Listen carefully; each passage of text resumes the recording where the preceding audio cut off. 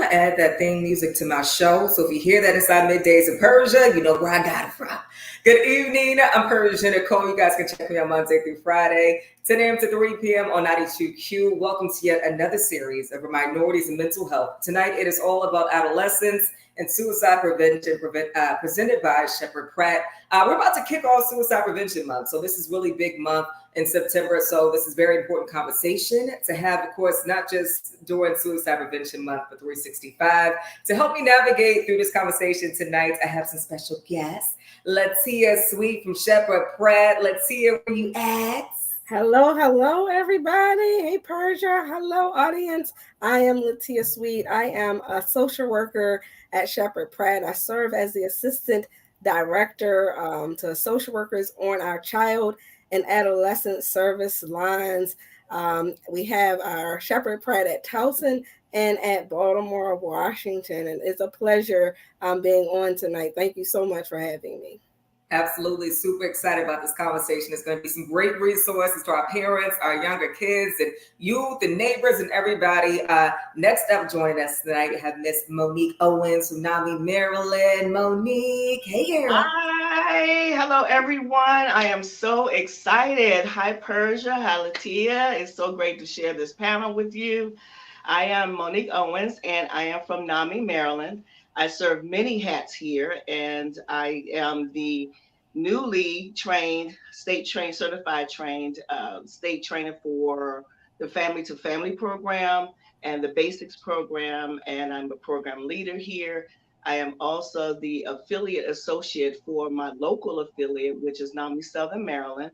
So I serve that, the leader of the steering committee and the program coordinator and the contact person, and anything that NAMI says that, that other duties assigned, they have my name attached to that. So whatever way you want to do it, that's where I am. So you do everything, Monique, at this point, right? It seems that way. So, but I enjoy it. I really enjoy it. And actually, I'm a volunteer, and I've been volunteering since 2013. So I love every bit of this. So that's when you know you enjoy it, you really love what you do, is when you not only work there to get a check, but you're there just to give your services. And that speaks volumes. Yeah, exactly. So let's talk about this, right? The kids are back to school. It's like day 2 for the kids in this area. My son, is entering the 3rd grade. Some kids were, of course, happy. He was super excited to go back to school and see his friends. And other kids, was dreading the moment to head back to school, right? They were thinking about it all summer, and they got back and they were like, oh my God, anxiety.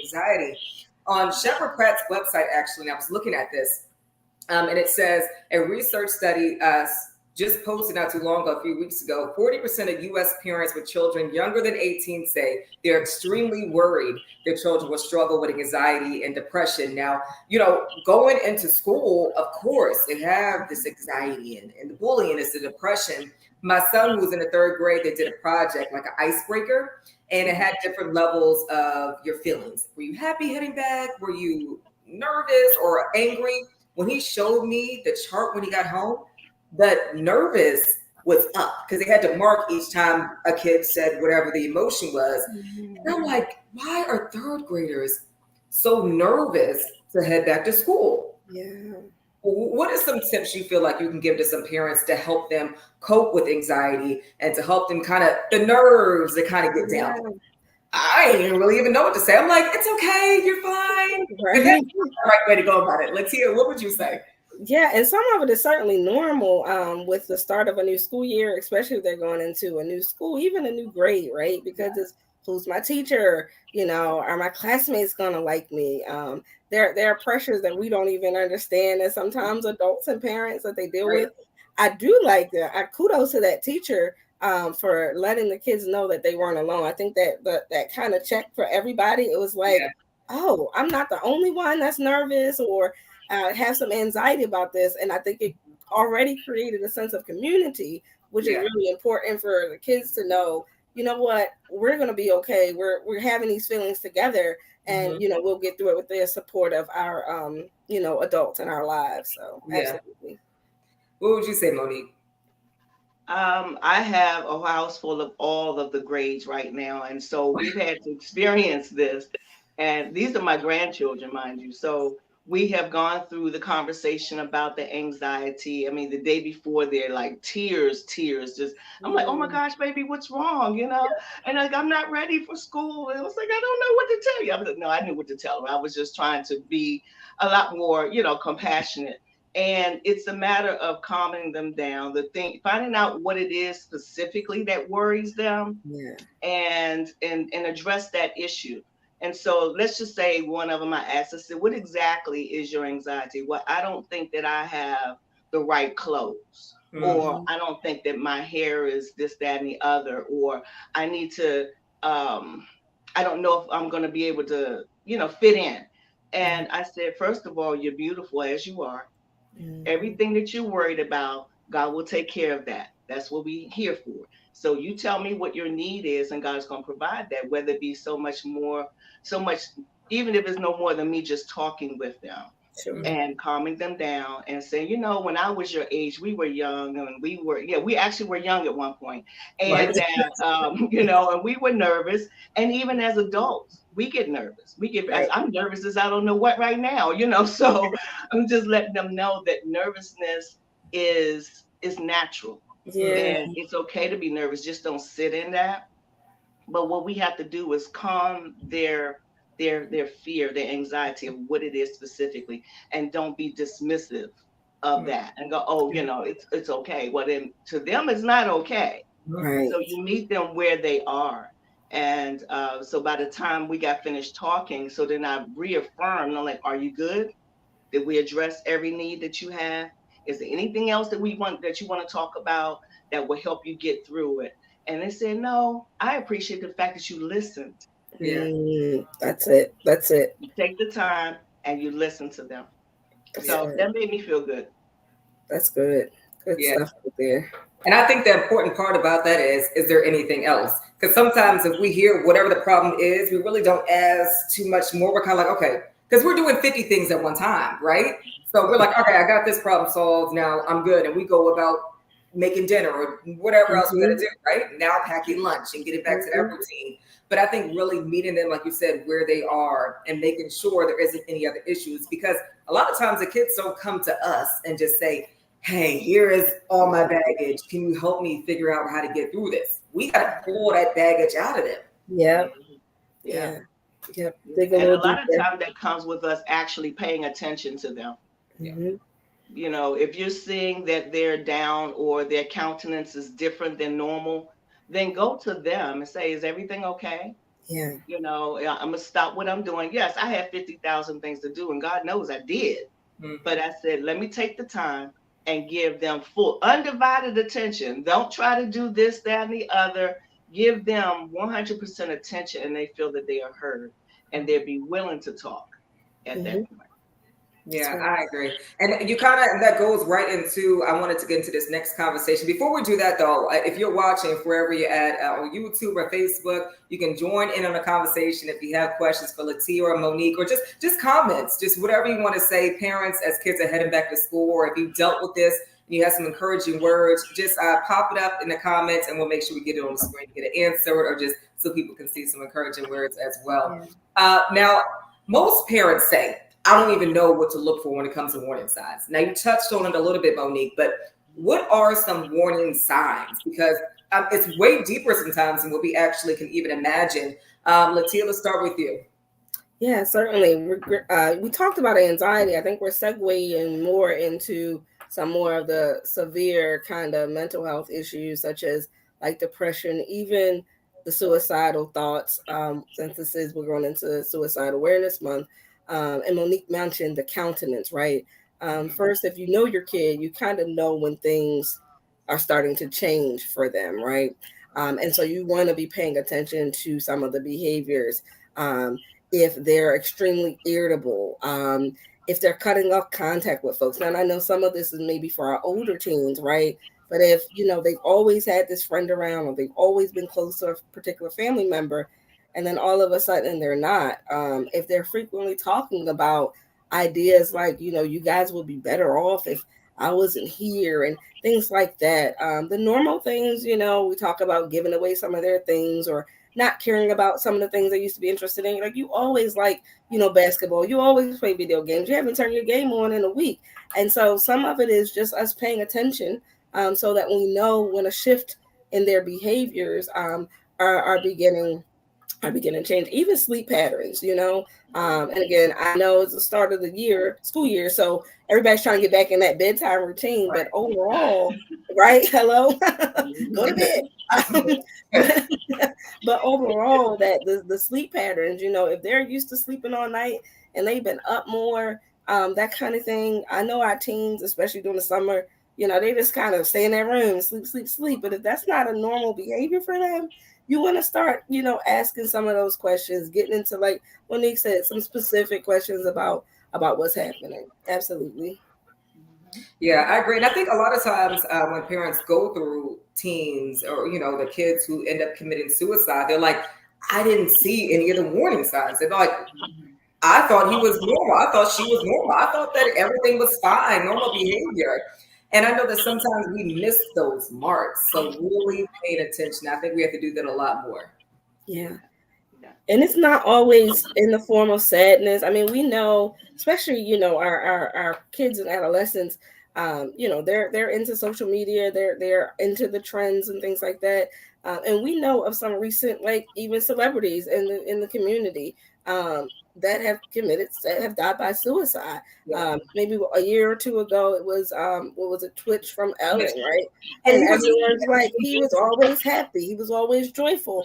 Yeah. And so sometimes it's not that somebody's being withdrawn or somebody's being isolative. They can still present as happy, and it looks like everything is fine on the surface.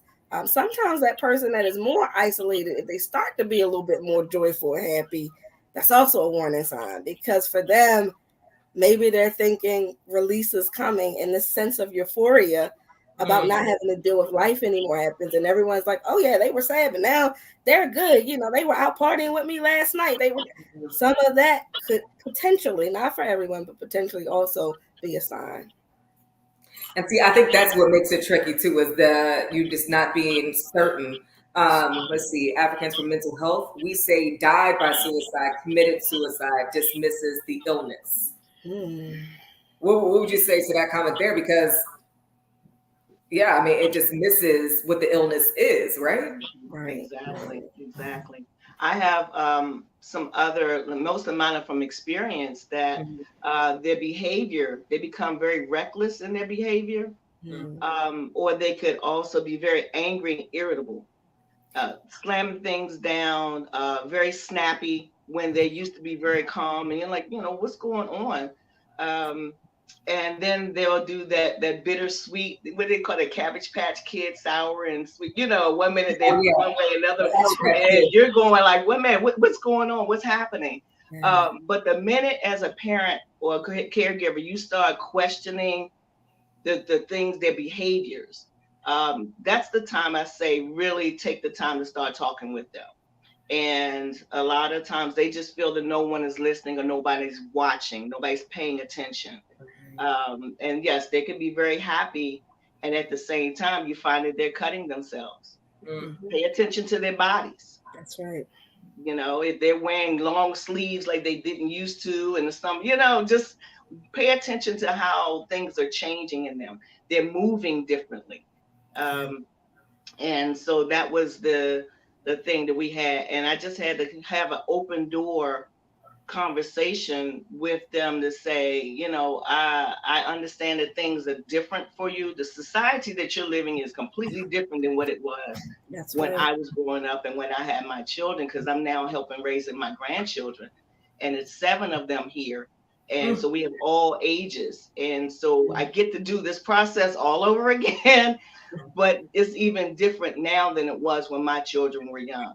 So I have to be much more hyper vigilant on things that are, that are changing with them. So those are things that we can look for too. Yeah, I agree. And, let's take it back to the social media conversation, right? Because we see a lot of different things happen on social media. It's the bullying on social media, or even like you feel like you have to look like this person that's portrayed on social media. And you look at yourself in the mirror and you say, I'm not this person. Now I don't love myself, right? Yeah. When it comes to kids and the ages, what do you feel like is a good age for a parent to allow their child to even get on social media? Just from your experience and working with kids and families, what would be a good age for you? What would you say, Monique? I say 20 years old.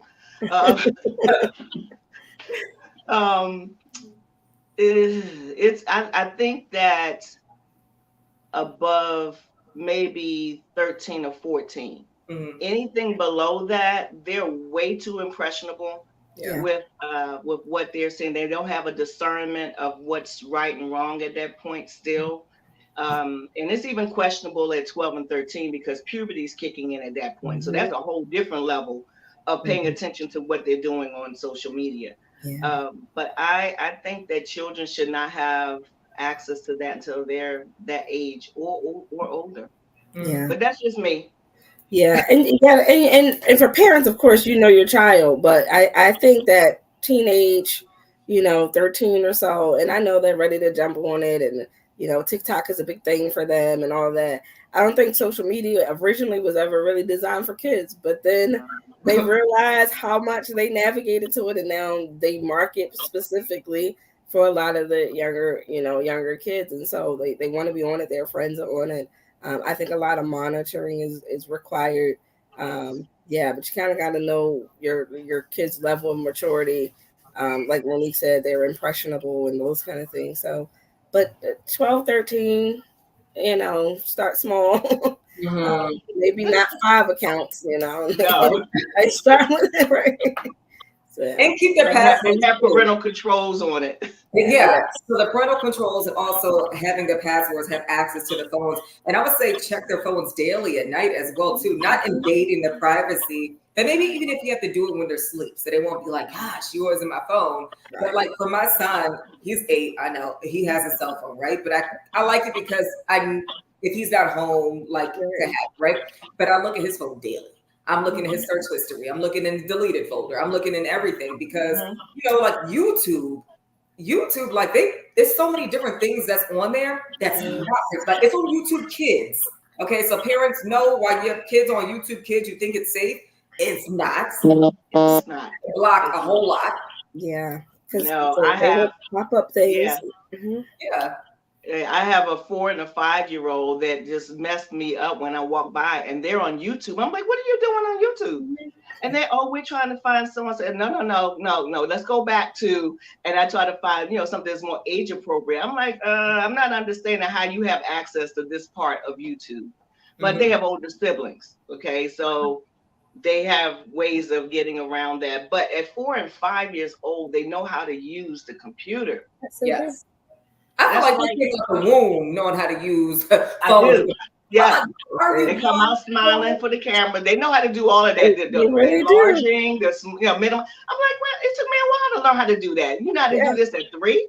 Right. So, I see the baby scrolling up. They their little thumb. I'm like, they're not even one yet. Yeah. Right. What are you doing? They know where the camera is. They know how to pose. I'm like, okay, this is a bit much, but yes, those are the things that we're dealing with now. Absolutely. Yeah, I agree. So let's see. We have another comment here.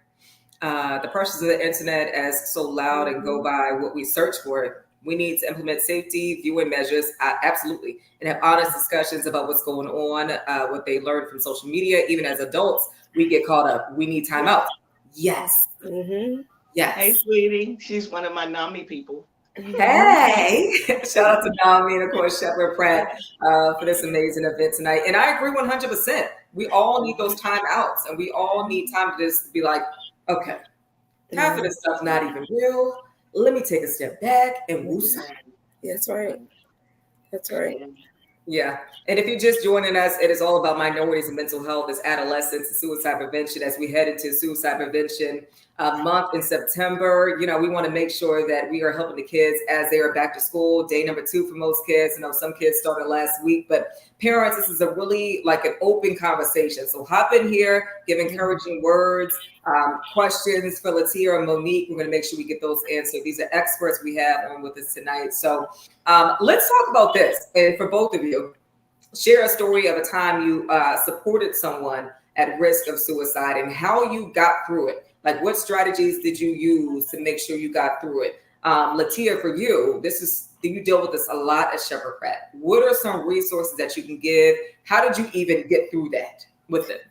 Sure. I think for us is a little bit different because we get them at the time, you know, after they may have tried an attempt or the ideation is so severe. I think the helpful thing for us is that they are in the inpatient unit when they come to us, right? So the level of monitoring and things like that we're able to provide. I'm thinking of a 12-year-old little girl who was adamant about, you know, wanting to die. And, you know, we remove all risk. We set up staff around her 24/7. But she really was like, I want to die. And so it really took a lot of monitoring, a lot of kind of trying to figure out some of her protective factors and her own strengths and how we could use that, you know, to really help her to see the value and the worth of her own life. Again, the benefit to us is we have a team, you know, around us as professionals to help support a patient who's in that type of crisis. Yeah. Okay, for me, I've been in so many of them. Unfortunately, I've been in so many of them, and one is too close to home. And to be honest with you, it didn't go the way that we were expecting it to go, and so that rocked my world. To get to the point where we got them almost to the stage of getting inpatient services. But they were 2 days away and they didn't wait. They didn't wait for the 2 days. But there was another one that ended on a positive note where we had the support system, everybody in place. They called and said, you know, I'm feeling some kind of way. Now we're all on the phone. I'm giving them information from they're in another state. I said, there's a NAMI in your state. Now you make sure that you call and you contact. Let's see who's the other person in your area. So we're calling from other states, helping to make sure that young person gets what they need.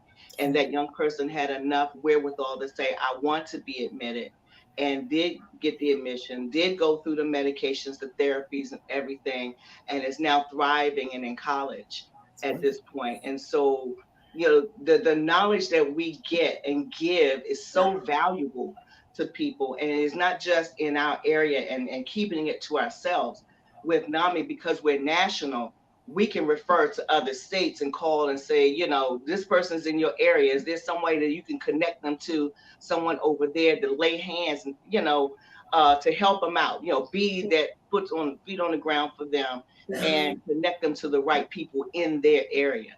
So again, that worked out. And it's just a matter of knowing what to do in an emergency, and staying calm is another tool as the adult. Stay calm, because, you know, we can freak out as the parent and go, I don't know. Okay, well, if you mess up, the child is not going to have no more faith in you. So, you know, just calm it down, ask these questions, ask the child these questions, and then make sure that you know, have permission to talk with the doctors, because, you know, of a certain age you can. And so the parent was able to talk with the doctors, and they created the team to help the child get what they needed. Wow. Yeah, that's amazing. And I love success stories of life that continues, because for those people who might be watching and suffer through anxiety or depression, they feel like this is it. Like, I don't have that many days left in my body. There is so many brighter days at the end of the road. There, that rainbow, that pot of gold, right? After the rain, it comes that beautiful rainbow. So there's so many different options you have to live a greater life. So just know that there is different resources that you have if you feel like you don't have that family aspect at home and somebody that can support you, there's businesses and there's different, foundations like NAMI and Sheppard Pratt that's here to help you. Latia and Monique and their peers that hopped on here and gave some great encouraging words. Like, so just type in the chat, and maybe if you just want to say, like, I would love to talk more after this. Let's get those conversations going, because when this conversation is done at 8, it's not really done. Yeah. We're just, but it continues, and the work continues every single day. Absolutely. And I like something else Monique had touched on. It's, especially if you know you have somebody at risk of suicide, almost like have an emergency plan, right? When the weatherman talks about tornadoes coming or we having bad weather, they kind of have a list. Do you have your flashlights? Take shelter, do this, right? And so you kind of don't want to wait until the crisis is already brewing to start doing something. Have that plan already in place, right? Have that person also have a plan in place. Do they know who their supports are that they can contact right away? Do you have crisis response phone numbers, suicide prevention lines, all those kind of resources? Because you want to be proactive, especially when like after you've seen those warning signs, after you know that risk is there, be as proactive as possible. Yeah, that's good. And matter of fact, as people watching, we're midway through tonight's series. Can we give out some numbers and resources just in case people have to hop on? They can at least start writing them down. Let's give them some good resources that we have, phone numbers they can contact. Latia, if you want to start, or Monique. Yeah, so of course, with Sheppard Pratt, we do have our patient urgent care center. Our phone number, which is going across your screen, is that 410-938-3000 number. Also, of course, the suicide crisis line 988, which I believe you can call and text now. And the National Suicide Prevention Lifeline 1-800-273-8255. Also, you want to know, I know we're in kind of that Baltimore area, but we have viewers probably all over. You want to know what your local county crisis response team is. And I would suggest you lock it into your phone. So if you're Baltimore County, Anne Arundel, what have you, know what your local county crisis response phone numbers are as well. Absolutely. Great. And so for NAMI has a NAMI helpline, and that number is 1-800-950-NAMI. And for NAMI Maryland, we have a lot of programs where we have classes. And so you can go to our website, which is, hold on, I got so many websites. I got to make sure I give you the right one. It is www.namimaryland.org. So if they want to go there, and you can get a list of all of our classes that are being held. You can get information on support groups and other resources in the area where you are. So we have, like she said, that we have different counties probably on here. So if you go to NAMI Maryland can tell you exactly where in the county you can go to get that information, which affiliate may be offering those courses. And so y'all also can find us on Facebook and Twitter and Instagram and NAMI, MARYLAND. So you have to spell Maryland out. So it's NAMI Maryland. Perfect. There's so many different options to reach out to your resources to gain it tonight. Parents, help the kids out, give them to your kids. If they feel like they don't want you to make the call for them, they can make the call themselves and, meet them where they're at. So I love that social media pages for this, as well as kids are on social media all day long anyway. They can access you right there if they don't want to physically call. And can you also, if they don't want to, maybe if they come in, can they do like videos? Do you guys do those options like Zooms and stuff like that to kind of talk to them there? Yeah, I believe there are availability for virtual assessments and appointments through our patient urgent care. Of course, if things are pretty severe, the first line is going to be call 911 and get them to their nearest emergency room. But beyond that, certainly, you can call, and there are virtual opportunities, even beyond the crisis moment, right? If you're talking about ongoing therapy, ongoing psychiatry, there are virtual opportunities at Sheppard, and I'm sure so many other places within the community that's offering that now, which gives them, maybe a sense of comfort. There are also so many other like websites and things where you can actually, I mean, I hate to say it that way, but it's almost set up like the dating site for therapists, right? You want a certain age range, you want right? You want, Black, white, Hispanic, Spanish speaking. You can kind of be more selective today than we used to have it. And so they can feel more comfortable. Representation matters, so some people want a therapist that looks like them, that's part of their culture. And that's important as well. Yeah, no, I agree 100%. So at least you can feel like this person can relate to you a little bit. Like, you know what I mean? And you should really that too. Let's talk about, since we're talking about cultures. Oh, hold on. We have Annette there. Monique, Latia, can you talk about the challenges of getting help when the mobile crisis team in our hospital do not help your loved ones because of the level? Yeah, you know what? That's good too. Because people, when they try to get mental health, they have a lot of roadblocks. So let's talk about that. Like, how can we get more help with the challenges and get through those? Yeah, I think it can certainly be discouraging, as they mentioned, because oftentimes there is a level of criteria for kind of inpatient acute type of stay, right? Yeah. However, they're often able to give other resources. So, for instance, maybe it is that they need an intensive outpatient where they're not just seeing them once a week, but they're seeing multiple times a week. Maybe it's like a day program, right? So they're not staying inpatient, but they're going throughout the day. They're getting this sort of the same level of treatment and that level of observation from a psychiatrist, from a nursing team, and a team of clinicians to can then determine, okay, do they need that next level of care now to become inpatient? But I certainly empathize with that person that made that comment because it is a challenge navigating the healthcare system and sometimes getting the help that you need. Yeah, I agree 100%. Monique, did you want to add to that as well? I cannot add much more than what she said, and it's I think it's a lot to do with getting to know doctors, getting to know people who may have an inside, edge to get you certain information. Someone like Latia who's in that field. If someone gets to know her or get to know her office, and you can say, okay, well, I need to know what's the best way to do that. Then I would say network with someone that can help you get that information. But it is difficult when you're not sure who to talk to. Yeah. And you got to go through the red tape, and then we'll talk to this person. But when you're talking about acuity and things that is very, very acute, you really got to handle that right now. Definitely try places like Sheppard Pratt. Yeah. Well, listen, we all cousins now. Okay, so y'all better head up the team, but like, let's hear. Remember on Tuesday when we was talking stuff like that, girl? Let me have a conversation with you real quick. Yeah, I'm here for it.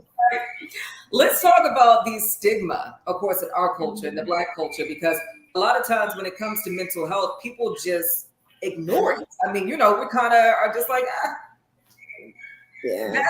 Dre, he's been like that since we were kids, honey. But that's not okay that Dre been like that since we was kids. Like, why hasn't somebody gotten Dre help yet, right?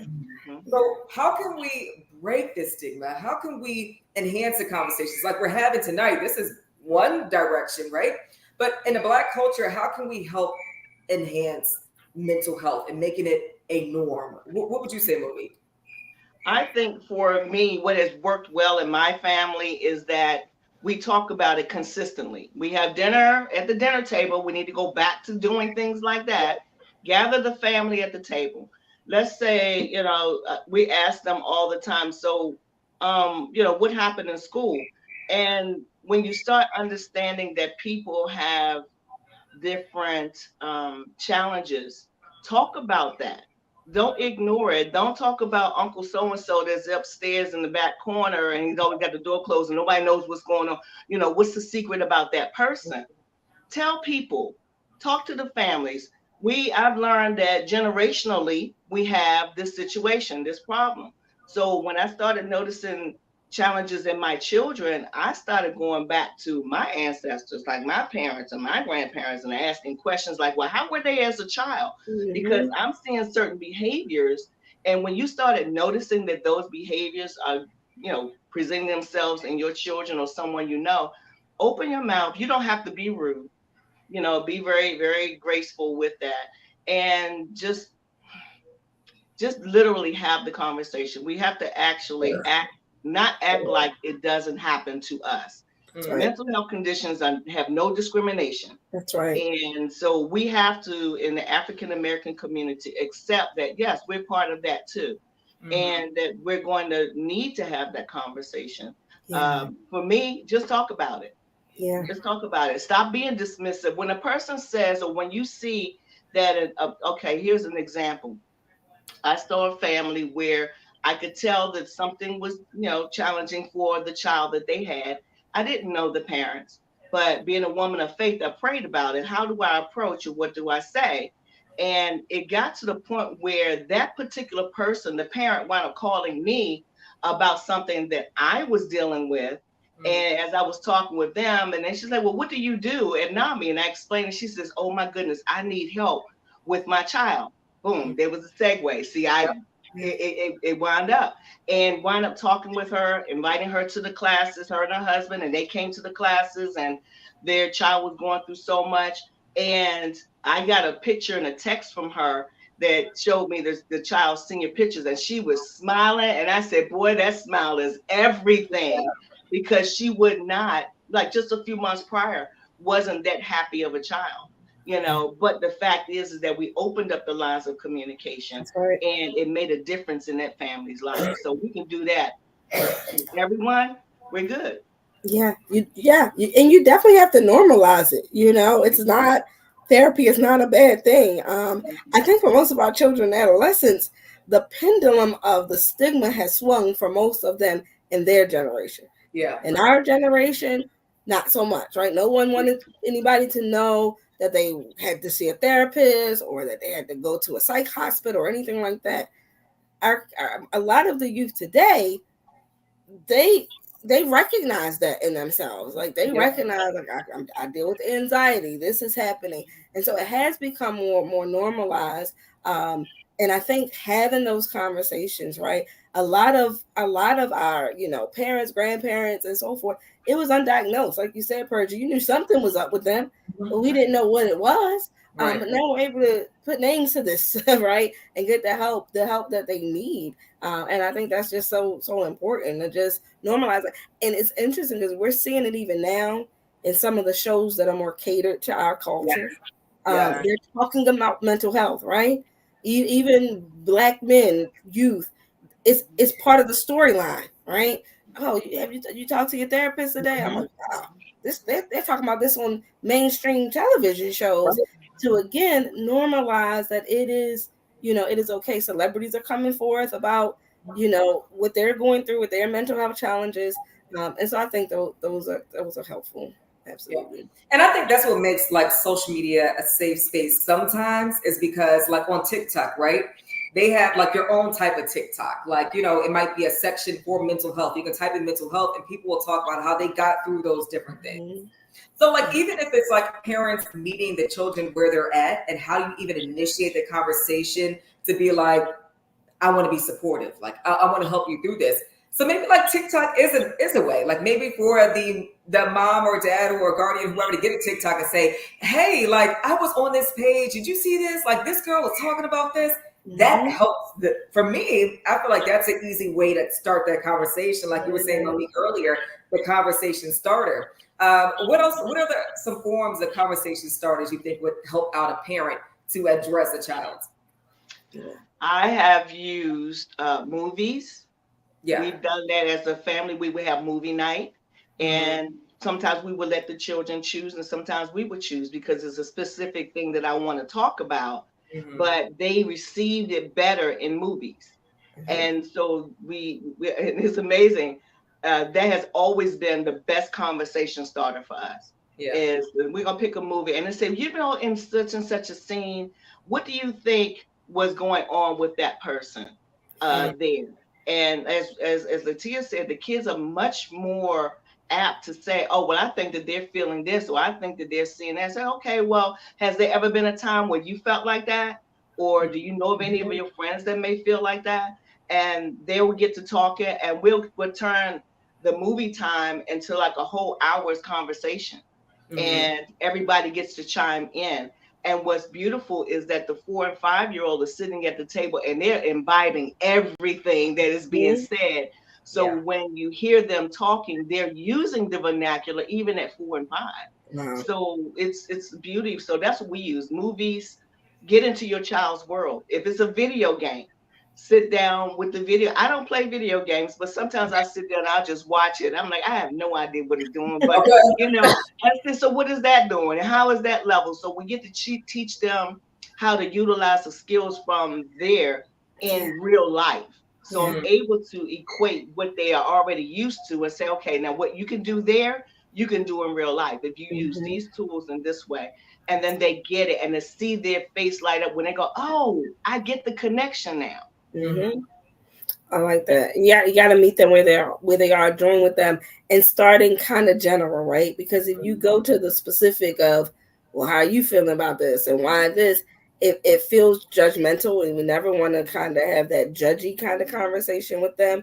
They feel kind of cornered and automatically defensive, right? And so we started in a broader sense, right? Connecting it to a movie, connecting it to a video game, connecting it to, you know, somebody outside of themselves. They can see it differently, and then we start to filter it back in, right? Absolutely. Yeah, I agree. And I wanted to go, I'm actually on the site now, and I wanted to just talk about this on NAMI site, because it's, we have very helpful and useful information. Absolutely. So we want to make sure you guys are chiming in and get all the information that you need. And I want to bring this up because on NAMI site, they have like a couple things you can post on social media pages just for like some, for Suicide Prevention Month. And one of it, and it stood out to me, 46% of people who died by suicide had a diagnosed mental health condition. But research suggests that 90% may have experienced symptoms of a mental health condition. How do you know if you have a mental health condition? Like, you know, even yourself, like you might have bad days, good days. How do you know the difference between mental health and just a bad day? Yeah, good question. You want me? You want yeah, you can start. Most of the time, you can determine it if it's lasting longer than 2 weeks consistently, and if it changes your mood so much that you get to the point where you don't want to get out of bed. You don't want to do any of the things that you used to do. And does it affect your home life, work life, school life, your daily, routines and everything? It has to affect more than just one thing. It can't be, I'm feeling sick because I don't want to go to school, but is it also affecting you at home? Is it affecting you at home and school? Is it affecting your home and work?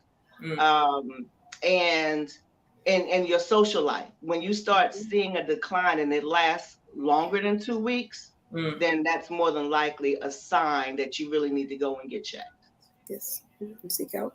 Now, I would agree wholeheartedly. That's exactly pretty much the protocol. The length of time and if it affects life functioning, right? Those are the two main things. And be honest with yourself, right? Be honest, because even when you go to your medical doctor now, talking about the stigma being kind of better, they're asking questions about mental health, right? And so even being honest with yourself and other professionals that are kind of tapping into that, when they start asking those questions, don't just brush it off. It's like, well, have I slept well in the last 2 weeks? Have I, and really take that piece serious. Absolutely.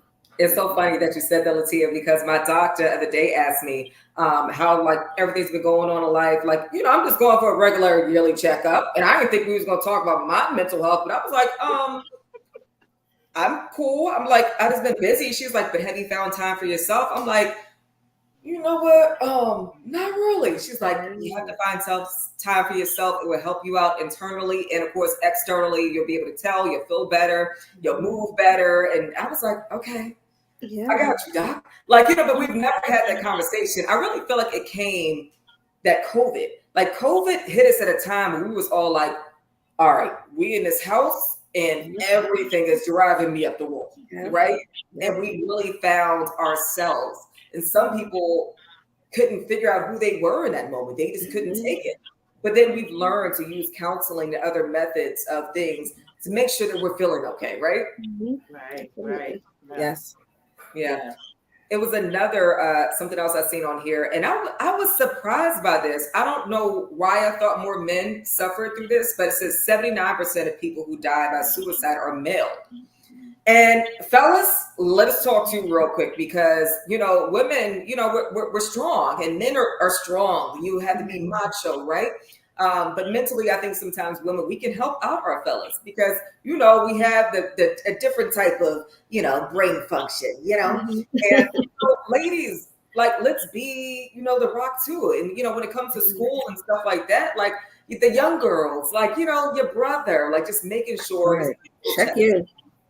Check in with everybody. Check in with the people you love. And that statistic is true that men are typically more successful in completing suicide. Women sometimes make more attempts, but it also, I think, is relative to the method. We often notice that men will use more lethal forms for suicide, right? So theirs is more final, right? Whereas women, it may be pills or something like that. So I think that's the margin of difference there. But certainly, it's really about checking in with the people that you love, being, our women being supportive to our men, and vice versa. But yes. Yeah, we have to give our men grace too. Yeah. I raised 4 boys and there are 6 grandsons. And so dealing with the male psyche is very sensitive. And women, we have a way of tearing it down. So we have to be very careful how we do that and understand that they have feelings too. They have emotions. They have unregulated emotions. And most of the time it's unregulated because no one showed them how to regulate their emotions. And when they don't feel heard or listened to, then they tend to do it in a different way. And so we have to check ourselves too as to how are we handling, how are we showing up in each of those relationships, whether it be parent, child, spouses, or just friends. How are we showing up to show support to our men as well? Because we need them. We need our men. Come on, gentlemen. Come on, hit the chat button, comment or something. Do something. Tell us something that you hear. Right. But understand we have to have that compassion and understand that those who were men were once boys that no one listened to. So you have to be mindful of that too. Yeah. And I want to really quick talk to the men that's raising boys and that want them to be super macho or they want them to play football. Not everybody wants to play football. Not everybody wants to do the sports. Like, especially in our culture, let's get the black men and boys into IT now. Like artificial intelligence, like it's okay. And it's not super macho. Let's accept our kids for who they are. Just because we did that doesn't mean that our sons are going to do that, That's right. And it's okay and it's okay for them to tap into their own emotions as boys, right? Because if they don't do it as boys, like Monique was kind of hinting at, then we have broken men as they get older. And so it's okay to acknowledge, like that teacher you said in the beginning, what are those feelings? Because some they don't even know how to identify it. Everybody knows happy and angry. Right. And oftentimes that's the only two you're going to see presented because they don't know how to identify the other ones and how to regulate the emotions enough to get to some of those other areas, right? Yep.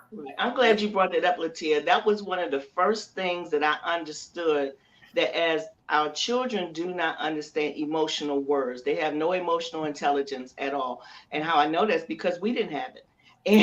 And we did not know how to express ourselves. So what we have to do, and what I've done as an experiment with my grandchildren, is let's get to know different words. Let's be able to express ourselves. So if I say, what's wrong with you? Say, I'm just mad. No, I don't want to hear mad. Give me another word for mad. Give me another word that you could be feeling.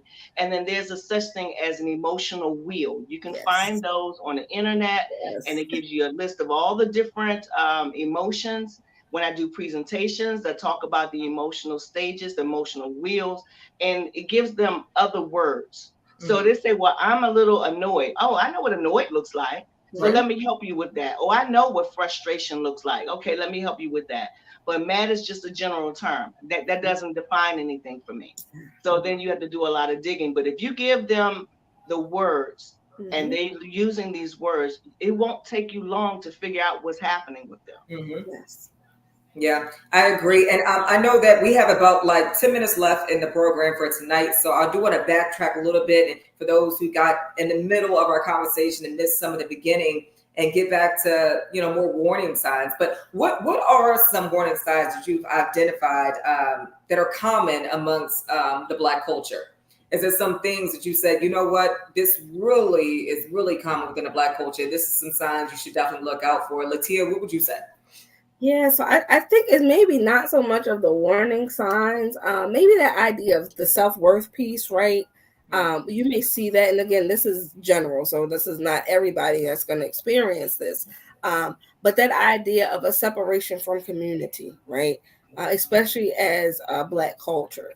And so I think when you start seeing that questioning of who they are and how they are connected to community, I think that's a piece that may be different, maybe for our culture than it is for others, right?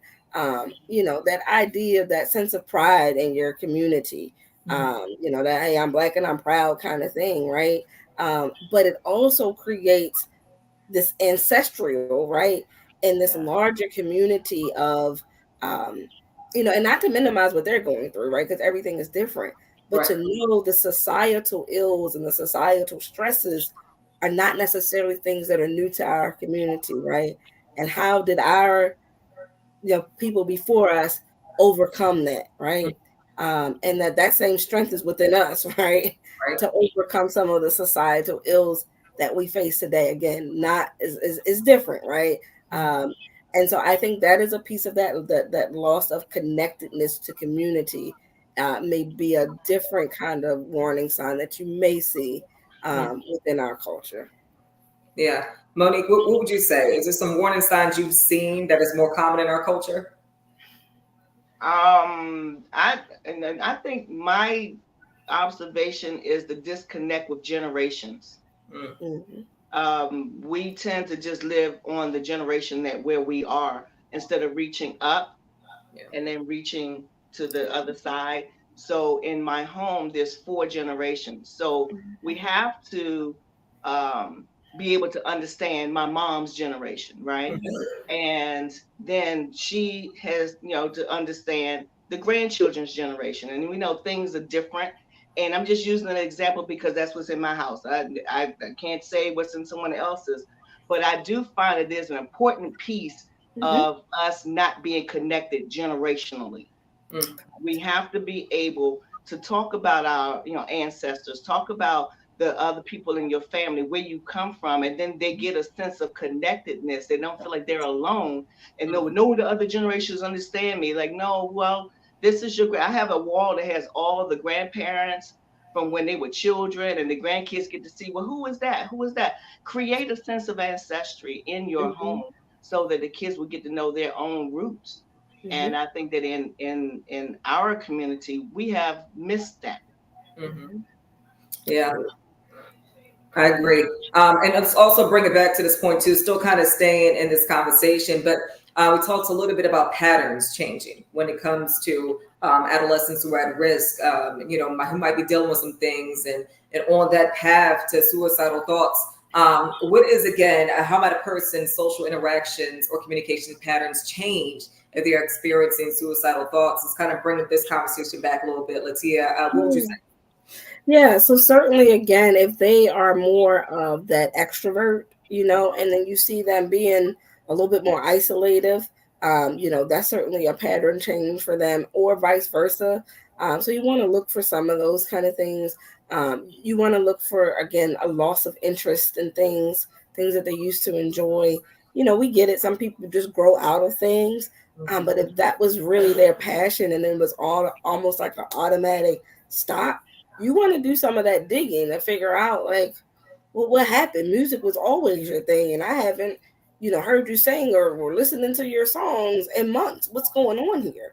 And so you want to look for that, again, that disconnect, going back to that, the people that they were talking to, they used to have their friends around, and now they're not around anymore. They're not going over to their best buddy's house. They're not going over their girlfriend's house. What's going on? So yeah, those are some of the pattern changes. And another one would be them giving away prized possessions, things that mean so much, and they meant to, and it's like, well, no, you can have it. I won't have a need for it. That should be a red flag. Why are you giving away things that you would not have done? So that could definitely, in addition to all that she has said. Yeah, and let's also bring back the stigmas of mental health as well. Some people might say getting a therapist is pointless, or it's a waste of time, or they're just going to be there just to listen, but nothing's going to happen. Let's end whatever those conversations are and give the truth and really help out some people tonight. Latia, what would you say?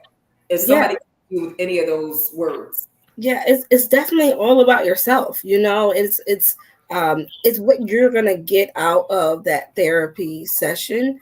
And again, going back to normalizing it, right? If we make it as normal as, oh, I just hurt my arm, I need to go to urgent care, I need to get a cast on it.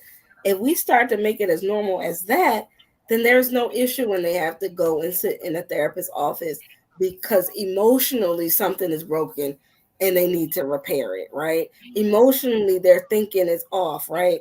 And they need some help there. And knowing that that's okay, and there's really nothing wrong with that. And combining even your own strengths and some of your own positive coping skills that you've learned along the way, along with therapy. I'm sure Monica touched on this as well. I heard she say she's a woman of faith. I am as well. But there is also this underlying thing, in some faith communities, that my faith is all that I need, right? Yes, your faith is what you need. It's what you need. But it's God and therapy is okay. It's okay. You can the both are together. He created gifts, and one gift is therapy, counseling. Do it. It's okay, right? I agree. And don't forget our good Lord, the Father above. Okay, then put these therapists on this earth for us. Yes, exactly. Okay. That's what we're here for. To be able to do that. And but yeah, my faith was number one, and my faith is what led me to NAMI. So, and I learned that I needed both. And when we can normalize that too, because a lot of times in the faith community, they sidestep the mental health aspect of that, and that's a whole different conversation. But we need to be able to pull that into our faith community, to be able to say it's okay to have your faith, but it's also okay to go and seek help. That's right. Absolutely. I agree 100%. As we have about like 2 minutes left in this series tonight, Minorities and Mental Health, Adolescents, Suicide Prevention, as we head into Suicide Prevention Month. Latia, give some words of encouragement, or just some things that you feel like parents need to hear tonight, or kids that are watching. Yeah, absolutely. Pay attention. Pay attention to your children. Pay attention to your family members. Have just open conversations and communications in general, right? Because if you're having just open dialogue with your kids, when crisis moments happen, right?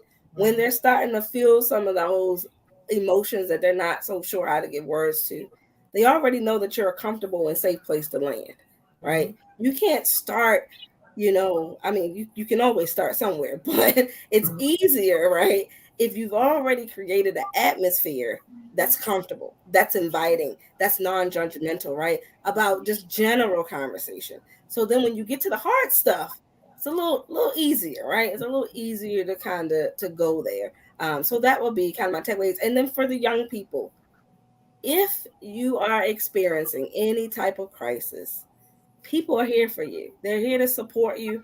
They're not here to judge you.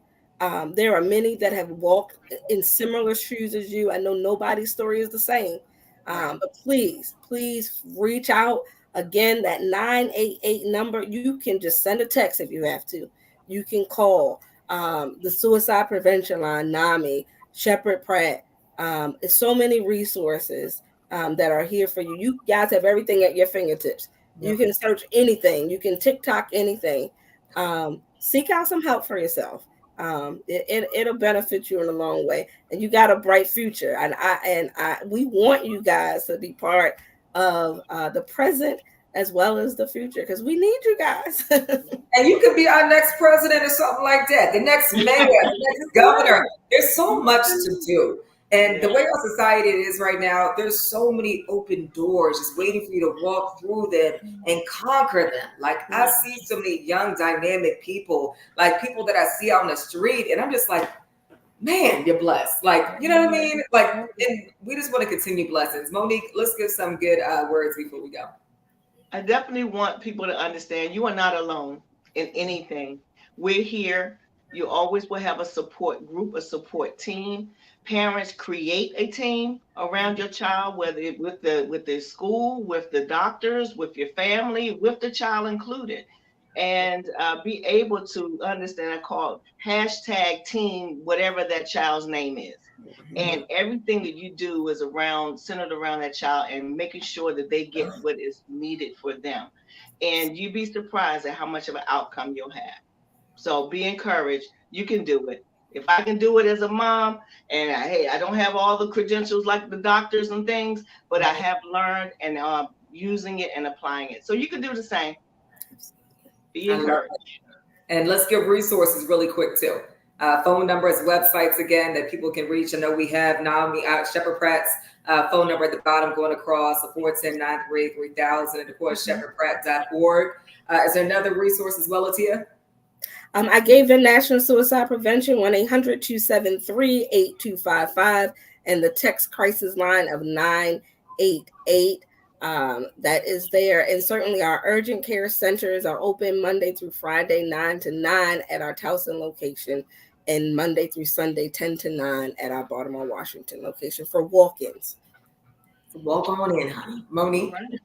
So we have NAMI helpline call, which is 1-800-950-NAMI.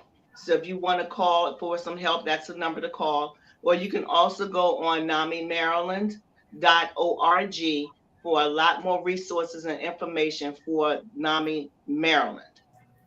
That's it. Have an amazing rest of your night. Don't forget you're blessed. You're highly favored. There's so many different people here, resources that you have, so make sure you utilize them. But we're always here as well, so make sure you utilize us, because we all cousins at this point, okay? Yeah, we're cousins. That's right. All right, ladies, thank you so much. Have an amazing night. Thank you. You're welcome. You too. Thank you so much.